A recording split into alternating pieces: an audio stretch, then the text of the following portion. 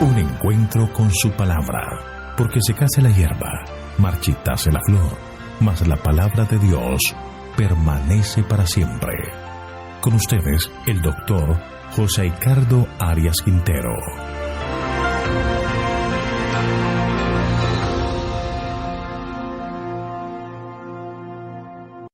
Hoy vamos a estudiar la última sección del capítulo 5 de Mateo, sobre el amor a los enemigos. Te invito a orar. Padre eterno y bondadoso, te damos gracias por tus maravillosas bondades, por tus cuidados. Te pedimos, Señor, que perdones nuestros pecados, que nos limpies de toda maldad, que nos des una mente dispuesta a escuchar tu voz, para que por medio de tu Santo Espíritu nos hables a través de este pasaje del libro de Mateo. Llena nuestros corazones con el conocimiento de tu verdad y que podamos aprender a vivir bajo tu dirección. Gracias por estar con nosotros. Te lo pedimos en el nombre de Jesús. Amén. Entonces llegamos a la última sección de este capítulo 5 de Mateo, que corresponde a los versículos 43 al 48. Se considera este pasaje como la sección central del Sermón del Monte.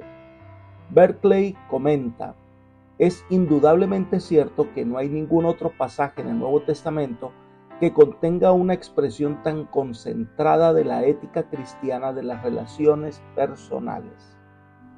Así que este pasaje es muy significativo, y para explorar el sentido de las palabras de Jesús, vamos a estudiar este pasaje por partes. Comencemos con los versículos 43 y 44. Oísteis que fue dicho: amarás a tu prójimo y odiarás a tu enemigo. Pero yo os digo, amad a vuestros enemigos y bendecid a los que os maldicen. Haced bien a los que os odian y orad por los que os ultrajan y os persiguen. Jesús le recuerda lo que es la frase común. Esta era un proverbio popular: amar al prójimo, que para los judíos no era otro sino otro israelita, ya fuera por nacimiento o conversión. Pero otras naciones, e incluso los samaritanos, que eran una mezcla entre judíos con otras razas, estaban excluidos y considerados como extranjeros. Odiar a los enemigos o menospreciarlos es un producto natural del orgullo. Los judíos, por ser descendientes de Abraham, el pueblo elegido, se consideraban superiores a otros y de esta manera despreciaban a los gentiles. Los judíos de por sí odiaban a los romanos. Este era el sentimiento común, era lo permitido por la ley establecida por ellos y la enseñaban. Pero Jesús ahora presenta un mensaje diferente, cuando les dice: pero yo os digo. La presentación de esta nueva verdad crea un choque mental con lo que ellos habían aprendido antes. Ellen White comenta: tal era el espíritu de la ley que los rabinos habían interpretado erróneamente como un código frío de demandas rígidas. Se creían mejores que los demás hombres y se consideraban con derecho al favor especial de Dios por haber nacido israelitas. Pero Jesús señaló que únicamente un espíritu de amor misericordioso podía dar evidencia de que estaban animados por motivos más elevados que los publicanos y los pecadores a quienes aborrecía. Discurso Maestro de Jesucristo, página 64. Jesús les dice que en su reino no hay lugar para el odio, sino para el amor. Jesús les está diciendo que al amar al prójimo incluye que debemos amar a aquellos que se consideran nuestros enemigos. La palabra que se traduce como amar es una forma del verbo agapao, que es el amor que implica respeto. Los griegos tenían tres ideas para encerrar las ideas que expresan por medio del verbo amar. Eran agapao, fileo y erao. Fileo describe en general el amor afectuoso, basado en emociones y afectos. Es el amor entre amigos, entre familiares. Es el cariño para quienes también nos tienen cariño. El verbo erao no aparece en el Nuevo Testamento y se refiere al amor sensual. Es la raíz de la palabra erotismo y como tal describe el amor que se manifiesta en el plano físico. El verbo agapao se relaciona con el respeto y la estima. Es un principio de acción y no una acción regida por sentimientos. Pone en acción las facultades superiores de la mente y de la inteligencia. Al paso que el verbo fileo implica amar a quienes nos aman, el verbo agapao expresa respetar, estimar y amar aún a quienes no nos aman. Demuestra un amor altruista, mientras que el verbo erao describe un amor puramente egoísta y aún el sentimiento expresado con fileo puede estar teñido de egoísmo. Cuando el Señor dice que debemos amar a nuestros enemigos, usa el verbo agapao. La orden sería imposible de cumplir si se exigiera que todos los hombres amaran, del verbo fileo, a sus enemigos, porque no podrían sentir para con sus enemigos el mismo calor emotivo de afecto que se siente para con los miembros inmediatos de la familia. Eso no es lo que se espera. El amor indicado por el verbo fileo es espontáneo, emotivo, y ningún pasaje del Nuevo Testamento se manda a amar de esta forma. Por otra parte, se puede requerir el amor del tipo del verbo agapao porque éste está bajo el dominio de la voluntad.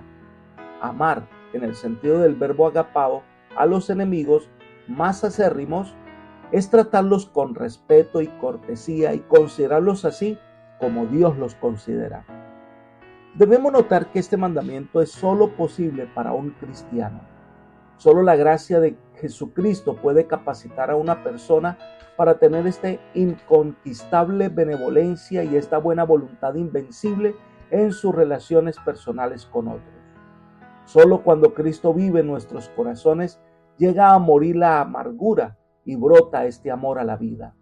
Pero no solamente se nos pide que lo amemos, sino que además debemos bendecir a los que nos maldicen, hacer el bien a los que nos aborrecen y orad por los que os ultrajan y os persiguen. Es decir, un cristiano nunca devuelve con la misma moneda, no responde al odio con odio, no responde a la persecución con persecución, sino que responde con el bien. Jesús mismo lo ejemplificó en su vida. Oró por sus enemigos en la cruz del Calvario diciendo: perdónalos porque no saben lo que hacen. Al ladrón en la cruz le dijo que estaría con él en el paraíso. No es que la gente quiera hacer con nosotros lo que se le antoje, sin ninguna reacción nuestra. No se trata de asumir una actitud pasiva ante las circunstancias, sino más bien una actitud activa. Se nos manda a orar por ellos, se nos manda a bendecirlos y devolverles con bien, servirles con amor, es decir, libres de odio y de deseos de venganza. Entonces Jesús nos da la razón de ese actuar. Volvamos a Mateo 5, al versículo 45. Para que seáis hijos de vuestro Padre que está en los cielos, que hace salir su sol sobre malos y buenos y llover sobre justos e injustos. La razón es que somos hijos de nuestro Padre que está en los cielos, que hace salir el sol sobre buenos y malos. Los hijos deben parecerse al Padre en carácter. La prueba del amor a Dios es el amor a nuestro prójimo. De esta manera damos a conocer a otros quién es Dios. Elena de White comenta: ninguna otra religión que la de la Biblia presentó jamás al mundo tal concepto de Dios. El paganismo enseña a los hombres a mirar al Ser Supremo como objeto de temor antes que de amor, como una deidad maligna a la que es preciso aplacar con sacrificios en vez de un padre que vierte sobre sus hijos el don de su amor. Aún el pueblo de Israel había llegado a estar tan ciego a la enseñanza preciosa de los profetas con referencia a Dios que esta revelación de su amor paternal parecía un tema original, un nuevo don al mundo. Discurso Maestro de Jesucristo, página 64.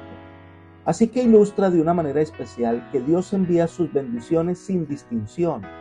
Él hace salir el sol sobre buenos y malos, lo mismo la lluvia, lo mismo el aire.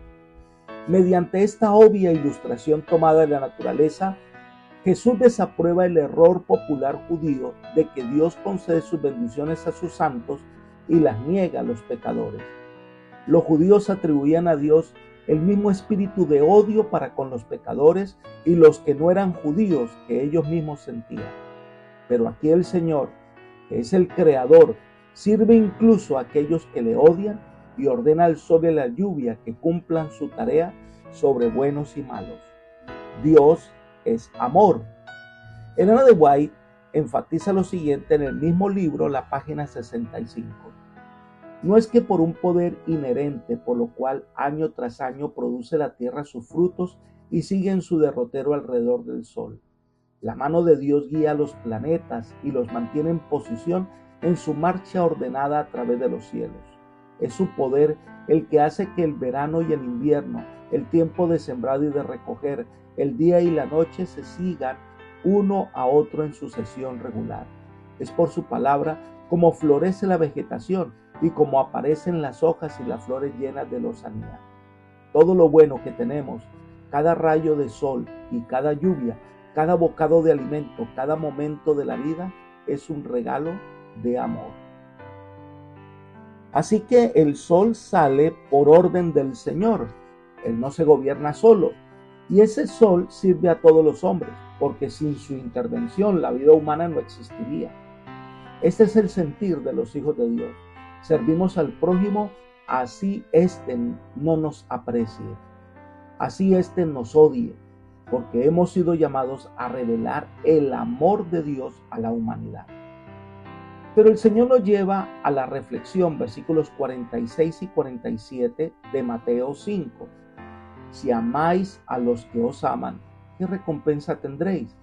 ¿No hacen también lo mismo los publicanos? Y si saludáis a vuestros hermanos solamente, ¿qué hacéis de más? ¿No hacen también así los gentiles? El Señor nos ha dicho que nosotros debemos hacer el bien sin discriminación, porque debemos imitarle a Él, que hace salir el sol sobre buenos y malos. El servicio que un hijo de Dios brinda es incondicional. Entonces usa dos ejemplos interesantes, los publicanos y los gentiles. Los publicanos pertenecían al grupo de personas más despreciables entre los judíos. Ellos eran los que cobraban impuestos abusivamente para Roma, se enriquecían a costa de humillar a las de su misma nación, cobrando para el imperio que los sometía. Es por eso que los judíos se sentían indignados de los publicanos.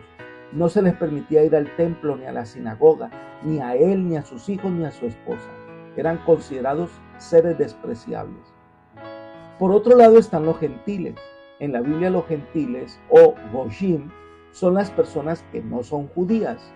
El término se refiere a cualquier persona que no pertenece a la nación de Israel. La palabra Goyim significa naciones o pueblos en hebreo. Se lo asocia con la idolatría, pueblo ignorante de los mandamientos divinos. Después del cautiverio babilónico, ellos crearon un muro de separación con los gentiles debido a que su culto idolátrico fue lo que trajo la ruina a Israel. Así que un gentil no tenía derecho a nada. Ahora, Jesús les dice que su conducta, la que representa a los discípulos del reino, debe ser superior a la de los publicanos y los gentiles. Esta es una comparación que no les gustaba mucho a los judíos, pero es que ellos han sido llamados a imitar a Dios, que hace llover sobre justos e injustos.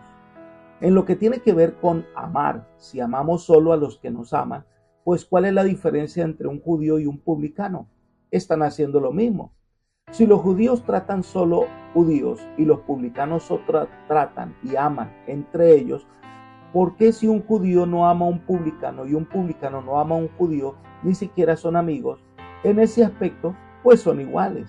Es decir, ¿qué mérito especial tendría por hacer eso? ¿Qué habría de maravilloso amar a los que los amaban? Ahora, si solo saludamos a los que son de los nuestros, pues ¿qué gracia tiene?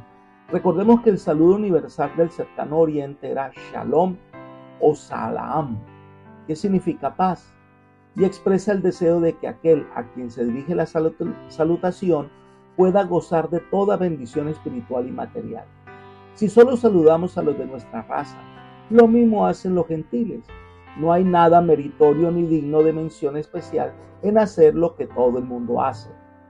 Lo que sería diferente es acercarnos a los publicanos y servirles y desearles paz y bendiciones a los gentiles, pero desde el corazón, no como una cortesía simulada, sino con el deseo de servirles de corazón. Eso sí reflejaría lo que Dios hace. Elena de White comenta: los hijos de Dios son aquellos que participan de su naturaleza. No es la posición mundanal, ni el nacimiento, ni la nacionalidad, ni los privilegios religiosos lo que prueba que somos miembros de la familia de Dios. Es el amor, un amor que abarca a toda la humanidad. Aún los pecadores cuyos corazones no estén herméticamente cerrados al Espíritu de Dios responden a la bondad.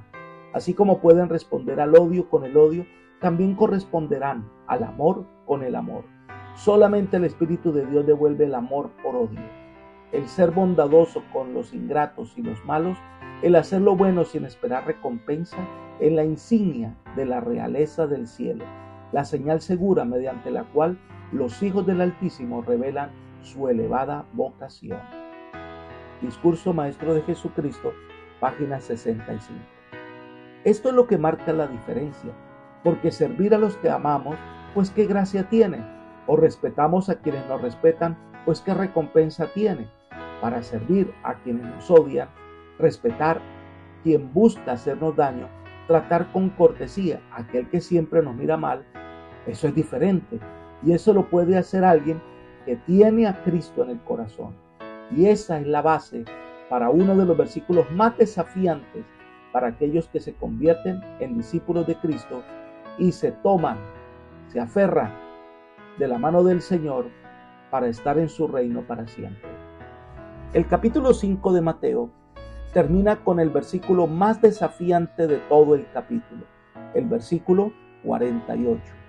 Sed pues vosotros perfectos, como vuestro Padre que está en los cielos es perfecto.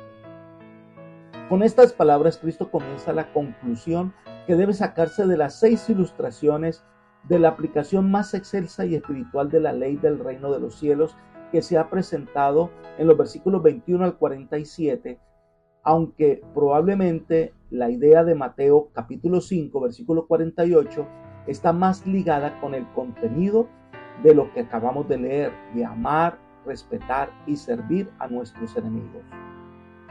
En todas estas ilustraciones, Jesús ha demostrado que en el reino que Él ha venido a establecer, son los propósitos y motivos íntimos los que determinan la perfección del carácter y no solo los actos visibles. El hombre puede mirar lo que está delante de sus ojos, pero Jehová mira el corazón. El desafío a primera vista parece que es un mandamiento que no se refiere a nosotros. No hay nada que considere que podamos ni acercarnos siquiera a la perfección de Dios. Lo primero que debemos considerar es que está hablando en el contexto de amar a nuestros enemigos. Estos actos demuestran que estamos llegando a la madurez cristiana. Elena de White así lo explica. La palabra pues implica una conclusión, una deducción que surge de lo que ha precisado. Jesús acaba de describir a sus oyentes la misericordia y el amor inagotable de Dios y por lo tanto les ordena ser perfectos porque vuestro Padre Celestial es benigno para con los ingratos y malignos, pues se ha inclinado para elevarnos. Por eso dice Jesús, podéis llegar a ser semejantes a Él en carácter y estar en pie sin defecto en la presencia de los hombres y los ángeles. Discurso Maestro de Jesucristo, página 66. Analicemos un poco el texto. El término que se usa para perfectos es teleios, que significa acabado, completo, el que ha alcanzado la meta. Proviene del vocablo telos, que significa fin, cumplimiento, límite. En la literatura griega se emplea la palabra teleios para describir a las víctimas perfectas para el sacrificio, o a los animales ya crecidos, o a los seres humanos adultos, maduros, profesionales, bien preparados y bien calificados para su trabajo. Pablo usa esta palabra en 1 Corintios capítulo 2, versículo 6. Él dice, sin embargo, hablamos sabiduría entre los que han alcanzado madurez en la fe. Cuando habla de madurez, usa la palabra teleios. También la usa en Filipenses 3:15. Así que todos los que somos perfectos, esto mismo sintamos, y si otra cosa sentís, esto también os lo revelará Dios. Aquí también usa la palabra teleios, pero la usa en el entendimiento de que no lo ha alcanzado todo, que hay nuevas alturas que alcanzar y que él mismo debe seguir adelante para alcanzar la perfección final. También usa el término en 1 Corintios 14:20. Hermanos, no seáis niños en el modo de pensar, sino sed niños en cuanto a la malicia y maduros en cuanto al modo de pensar. Así que usa esta palabra para describir a cristianos maduros, cristianos que crecen cada día buscando imitar al modelo, es decir, a Jesús. Ahora, volvamos a Mateo 5:48, cuando Jesús dice, sed vosotros perfectos. Jesús no habla aquí de impecabilidad absoluta en la vida, ya que la santificación es una obra que dura toda la vida. La santificación es una obra progresiva. Así lo explica Elena de White de la siguiente manera. En la Escritura se llama nacimiento al cambio de corazón por el cual somos hechos hijos de Dios. También se lo compara con la germinación de la buena semilla sembrada por el labrador. De igual modo se habla de los recién convertidos a Cristo como de niños recién nacidos que deben ir creciendo hasta llegar a la estatura de hombres en Cristo Jesús. Como la buena simiente en el campo tiene que crecer y dar fruto, Isaías dice que serán llamados árboles de justicia, plantados por Jehová mismo, para que Él sea glorificado. Se sacan así ilustraciones del mundo natural para ayudarnos a entender mejor las verdades misteriosas de la vida espiritual. Camino a Cristo, página 67. La vida cristiana es un constante crecimiento, cuya meta es ser semejante a Cristo. En otra parte se explica, discernir y apreciar la maravillosa obra de la expiación transforma al que contempla el plan de salvación. Contemplando a Cristo, se transforma la misma imagen de gloria en gloria como por el Espíritu del Señor. La contemplación de Jesús llega a ser un proceso ennoblecedor y refinador. La perfección del carácter de Cristo es la inspiración del cristiano. Dios nos cuida, página 142. Así que la santificación es una obra que dura toda la vida. Así lo entendía Elena de White. La santificación es la obra no de un día ni de un año, sino de toda la vida. La lucha para vencer el yo, para lograr la santidad y el cielo, es una lucha que dura toda la vida. En Lugares Celestiales, página 28. Cada día vamos madurando, creciendo en la fe, pero no como lo pretendían los fariseos y saduceos a través de sus propios esfuerzos obedeciendo externamente la letra de la ley, porque ellos convertían la ley en un fin en sí misma. Elena de White lo explica. Los judíos habían luchado afanosamente por alcanzar la perfección por sus propios esfuerzos y habían fracasado. Ya les había dicho Cristo que la justicia de ellos no podrá entrar en el reino de los cielos. Ahora, les señala el carácter de la justicia que deben poseer todos los que entren en el cielo. En todo el Sermón del Monte describe los frutos de esa justicia y ahora, en una breve expresión, señala su origen y su naturaleza. Sed perfectos como Dios es perfecto. La ley no es más que una transcripción del carácter de Dios. Contemplad en vuestro Padre Celestial una manifestación perfecta de los principios que constituye el fundamento de su gobierno. Discurso Maestro de Jesucristo, página 67. Pero el Señor los llevó a que levantaran la mirada a los santos ideales del supremo amor de Dios y un amor altruista para los prójimos. Pero si seguimos las enseñanzas de Jesús en Mateo 5:48, donde dice, sed pues vosotros perfectos como vuestro Padre que está en los cielos es perfecto, ahora compara esa perfección con la que tiene Dios. Esto tiene una relación con el verso 45, para que seáis hijos de vuestro Padre que está en los cielos. Es el versículo equivalente. No es que lleguemos a ser perfectos como Dios, sino que Dios es perfecto en su esfera, en su ámbito. Nosotros en el terreno que estamos, en nuestro estado, debemos ser cristianos completos, cristianos que viven a la altura de la verdad que entienden. Es como decir que nuestra justicia es mejor que la de los fariseos porque hemos entendido el Evangelio y vivimos de acuerdo a esa verdad que el Señor nos ha dado. Nuestra perfección se basa en amar a Dios y amar al prójimo. Dios es amor, como los rayos de la luz del sol. El amor, la luz y el gozo fluyen de Él hacia todas sus criaturas, dice Elena de White. Su naturaleza es dar. La misma vida de Dios es la manifestación del amor abnegado. Nos pide que seamos perfectos como Él, es decir, de igual manera. Debemos ser centros de luz y bendición para nuestro reducido círculo, así como lo es para el universo. No poseemos nada por nosotros mismos, pero la luz del amor brilla sobre nosotros y hemos de reflejar su resplandor. Buenos gracias al bien proveniente de Dios. Podemos ser perfectos en nuestra esfera, así como Él es perfecto en la suya. Discurso Maestro de Jesucristo, página 67. La esencia del carácter de Dios es amor, y nosotros debemos tener ese amor de Dios en el corazón y expresarlo en una manera en que vivimos. Es obedecer a Dios desde el fondo del corazón, brindar un servicio sincero. Consideramos oportuno la conclusión de Elena de White de este capítulo de Mateo. En el mismo libro, la misma página, ella escribió: dijo Jesús, sed perfectos como vuestro Padre es perfecto. Si sois hijos de Dios, sois participantes de su naturaleza y no podéis menos que asemejaros a Él. Todo hijo vive gracias a la vida de su Padre. Si sois hijos de Dios, engendrados por su Espíritu, vivís por la vida de Dios. En Cristo habita corporalmente toda la plenitud de la divinidad, y la vida de Jesús se manifiesta en nuestra carne mortal. Esa vida producirá en nosotros el mismo carácter y manifestará las mismas obras que manifestó en Él. Así estaremos en armonía con cada precepto de su ley, porque la ley de Jehová es perfecta, que convierte el alma.